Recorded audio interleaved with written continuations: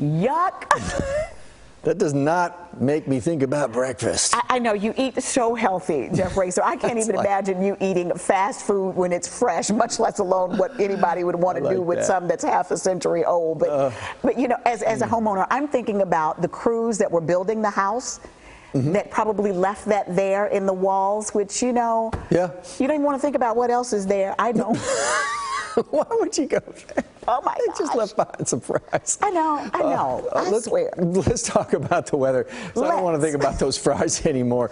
This is time lapse as we started our Sunday, in our first day of May. Was trying to say that, not Monday. May. It's May, and look at the blue sky overhead. So a much more pleasant morning than it was just yesterday morning. We had all the clouds around early on, but the clouds return this afternoon, and so do some storm chances. Now it's not that great for the Metroplex. We're really putting about 20 to 30% chance at the most. Temperatures will be right back into the 80s, a little warmer than yesterday and a little more humid by afternoon because we have a warm front coming up. What that brings are warmer temperatures and more humidity, and that should be crossing the Metroplex sometime in the mid-afternoon. Now, down to the south of it, we're going to watch these thunderstorms that start to erupt around Comanche and over by the 35 corridor. As these thunderstorms get going, they could produce some large hail. So we'll keep an eye on it. This threat, by the way, is to the southwest of the Metroplex. It's going to be confined in this area I've outlined here in black.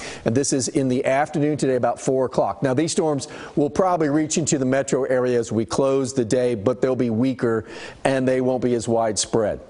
The real story is what happens in the afternoon way out to our west on the dry line, because that's going to fire up some very strong thunderstorms. In fact, a severe weather outbreak is anticipated out in our western counties. We'll probably have watches out there. But as we get into the evening hours, these thunderstorms are going to try to make a run into North Texas. The severe weather risk is right when they enter into Young and Stevens County. We're going to have these thunderstorms still producing large hail and a lot of lightning. Damaging winds will be possible. This will weaken as it comes into the Metroplex. We'll still get good rains from this, and there will probably still be a pretty good lightning show and some smaller hail. But the severe weather risk for the Metroplex from this is much smaller than it is out into our western counties. But again, a good rain going on. We get into the morning commute tomorrow, by the way, and it's gone. So don't worry about rain in the morning commute. If there's any, it's just the last few showers of it. That storm risk for this afternoon, you can see it is pretty much confined from Breckenridge down to Stephenville, down to Hillsboro. That's this afternoon. And then tonight, like I say, this dry line thunderstorms that go on in the afternoon with large hail and damaging winds are the main threat. Now, the Storm Prediction Center has us in a slight risk because of this coming out from our west. So this is at 8 o'clock at night, and look at all the activity just lighting up all of West Texas from Panhandle down to Bend. Now, as it comes together, you can see it clusters together, so no tornado threat here, but some hail.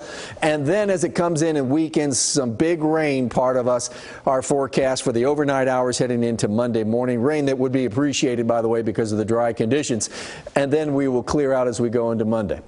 This is that severe weather risk later on in the overnight hours. I have it in red. This is where we think there will be the large hail. So if you live anywhere close into northern Parker County, over in parts of western Denton County, Sherman, everywhere out to the west, you're going to have to watch these thunderstorms. We'll be watching them overnight for you here at the First Alert Weather Team. Like I said, some good rains with this. Some of the forecast models continue to throw out 2 to 4 inches of rain in some areas, and that's just but the first wave.